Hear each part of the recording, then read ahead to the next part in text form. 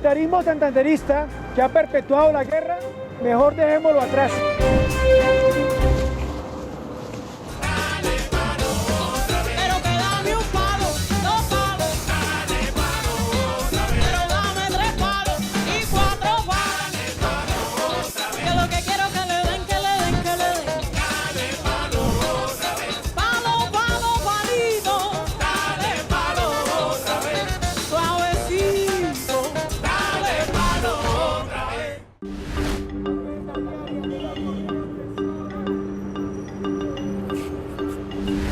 Hoy empezamos Dando Palo, un espacio de análisis político y de opinión en la red. La política y su comprensión se hacen desde la contradicción, es decir, dando palo, con debate abierto y crítica demoledora de todo lo existente. Por eso queremos iniciar hoy Dando Palo con la discusión aplazada, postergada, pero urgente de la reforma policial en Colombia. El poder es una cosa curiosa, milord. ¿Le gustan los acertijos? ¿Por qué? ¿Voy a escuchar uno? 3 hombres están en una habitación. Un rey, un sacerdote y un hombre rico. Entre ellos está un soldado común. Cada hombre le pide al soldado que mate a los otros 2. ¿Quién vive? ¿Quién muere? Depende del soldado. ¿Por qué? Él no tiene corona, ni oro, ni favores con los dioses. Él tiene una espada, el poder de la vida y la muerte. Pero si es un soldado el que gobierna, ¿por qué pretendemos que los reyes tienen todo el poder? El poder reside donde los hombres creen que reside. Si la espada que tiene el poder sobre la vida y la muerte, según Tyrion Lannister, estuviera en poder de un agente del SMAT colombiano, ¿cómo se resuelve ese acertijo? ¿A quién obedecería este policía? En este mismo lugar fue asesinado Dylan Cruz. Cuando le fue arrebatada la vida a Dylan, o a Nicolás Neira, o a Lucas Villa, o a Alison Meléndez, o a tantos otros jóvenes soñadores, ¿quién fue verdaderamente el responsable? El capitán del SMAT, Manuel Cubillo Rodríguez, que disparó a quemarropa en esta misma avenida, pero hoy sigue no solo en libertad, sino activo en la Policía Nacional. La cadena de mando de la que recibió órdenes ese agente del SMAT, que incluye a los ministros de Defensa civiles y que termina con el mismo presidente Iván Duque, a la doctrina inculcada a toda la fuerza pública y que enmarca todo su accionar, tratando como enemigos internos a quienes participan de las movilizaciones, a todas las anteriores.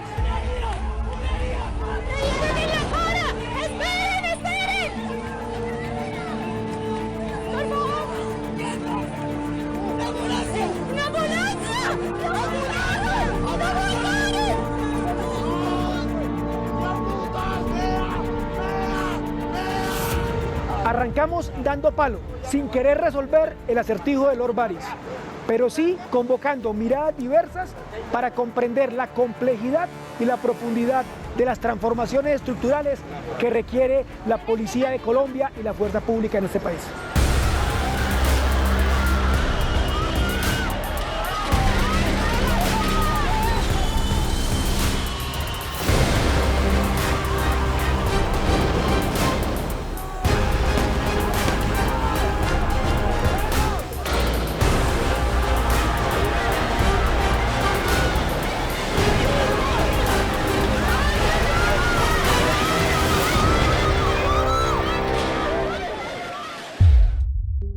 Querido empezar discutiendo sobre reforma militar y policial en Colombia. Para ello nos acompaña el día de hoy el coronel en retiro del ejército, Carlos Alfonso Velázquez. A partir del año 2019 ha quedado en cuestión, ha quedado en debate nuevamente la necesidad de una reforma policial. El escenario del año 2020 en Colombia, en Bogotá, y el del reciente paro nacional de 2021 ratificó esa discusión. La policía se define como un cuerpo armado de carácter civil. Muchos no entendemos, no logramos comprender en dónde radica el carácter civil de la policía. Hoy varias propuestas de reformas plantean fortalecer el carácter civil. ¿Es la policía en Colombia un cuerpo de carácter civil? ¿Cómo se fortalecería ese carácter civil de la policía? Es de carácter civil a media marcha. En el año 91 asume el primer ministro de Defensa Nacional civil, después de 50 años casi, que fue Rafael Pardo Rueda, y es cuando se inicia una reforma a la policía para darle ese carácter civil. Pero de esa reforma, ¿qué quedó? Se cambiaron unos grados en la parte media y subalterna, se quitaron grados de tipo militar en esa parte. El director de la policía ya no dependía a través del comandante general de las fuerzas militares, sino directamente del ministro, director de la policía, para sacar la policía de las fuerzas militares del ámbito. Pero ahí se quedó. La única profesión que nos hemos inventado los seres humanos en la que se cumplen órdenes, así sea la orden que sea. Ahora, es una orden de la cual se puede derivar un delito. El que recibe la orden está en la obligación de pedirla por escrito, pero la tiene que cumplir. Fíjate, esa dimensión en lo civil, no hay mando, no se cumplen órdenes. En la vida civil se coordina, se dirige, se acuerda. Además del cambio en la estructura de mando, ¿qué significaría en concreto desmilitarizar la policía? Primero, pasarla al Ministerio, sea del Interior o de Justicia, habría que ver pros y contras ahí, y puede ser entonces el viceministro de Policía, que puede ser el director de la policía, el que hoy es director de la policía, que sea comisionado mayor, es el viceministro de Policía. Eso por una parte. Paulatinamente, sin sacrificar prestaciones sociales, derechos adquiridos por los grados y demás, cambiar los grados. Ya no es general, sino comisionado mayor, comisionado segundo, en fin, acorde con el nuevo uniforme azul. ¿Qué más? Pero para garantizar que tanto ese ministerio, sea del Interior o de Justicia, sea un ministro de Estado, más que de los gobiernos, porque el problema es la ideologización que pueda recibir la policía. Por eso, en su momento, pasó al Ministerio de Defensa, porque la ideologización liberal, conservadora, lo que sea, estaba afectando la imparcialidad o la contundencia con la que actúa la policía.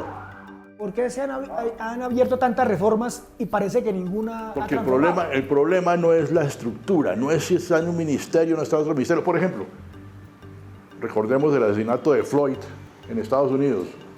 La policía de Estados Unidos es totalmente civil. Y federal. Y federal. Cada alcalde nombra, allá sí que es excesivamente civil y no es nacional. Y sin embargo, bajo el gobierno Trump fueron unos atarmanes en varias oportunidades. Mataron a ese tipo Floyd en forma exagerada.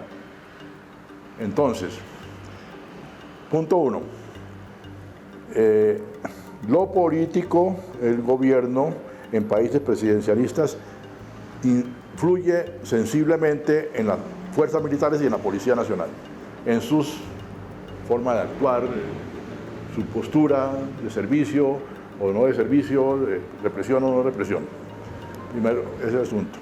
Segundo, entonces, lo que hay que buscar es que sea tal la institucionalización de esas fuerzas y la profesionalización que sean lo más impermeables posibles a esas influencias nocivas. No es que todos los presidentes tengan influencia nociva, pero de vez en cuando llegan, ¿no?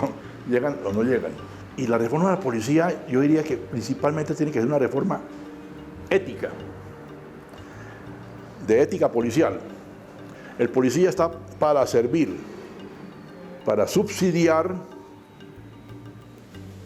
y para ser solidario con la población. ¿El cambio ético implicaría un cambio de doctrina, como plantean algunos? Es que al cambiar de ética, la doctrina va cambiando. O al mejorar la ética, la doctrina va cambiando, claro. Ahora, pues claro, porque es que muchos policías vieron a las protestas por incidencia del presidente veían al ELN infiltrado o las residencias de las FARC. Eso no es ético. Ahí no hubo inteligencia. Puede que haya habido, claro, pero eso no era el grueso, no era el grueso de la gente. Entonces, tiene que haber información clave para saber cómo actuar. Para usted, en la actual situación, ¿se puede reformar la policía solamente o habría que reformar el conjunto de la fuerza pública o de las fuerzas militares, teniendo en cuenta que son funciones muy interrelacionadas, según lo escucho? El conjunto.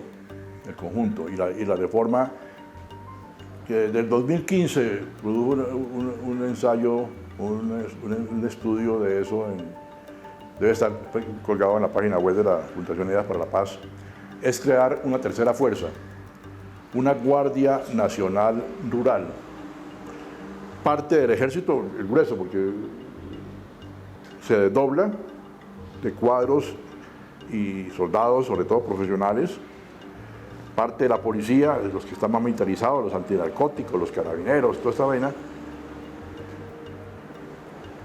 Claro, voluntario, se entrevistan a fondo, a ver, porque para determinar propensión a la violencia, venimos de conflicto de 50 años.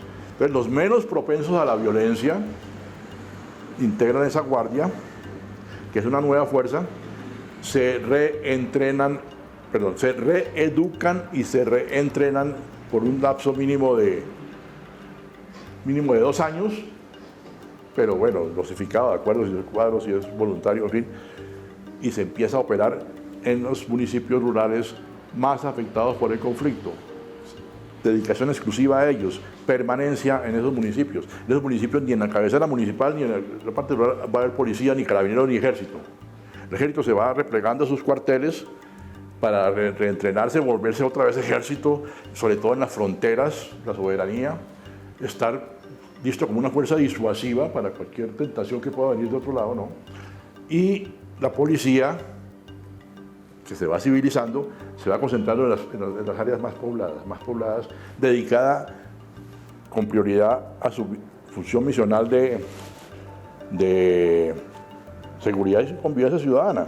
El presupuesto de la Nación del año 2022 va a destinar 41.9 billones para el gasto en seguridad y defensa, que incluye policía y ejército. Sabemos que buena parte corresponde a este pie de fuerza creciente de la policía. ¿Se debe reducir el gasto en seguridad y defensa? ¿Qué hacer con esta bomba de tiempo? ¿Se debe reincorporar algún pie de fuerza a la vida civil? Sí, puede ser lo último que dice parte, pero precisamente esa propuesta de la Guardia Nacional Rural es para evitar que se saque gente y quede por ahí desempleada, digamos, entre comillas. Entre otras cosas, logra eso, sobre todo en el ejército, porque el ejército tiene un problema de identidad mucho más fuerte que el de la policía hoy día. El ejército se quedó sin enemigo, bueno, en fin. Entonces,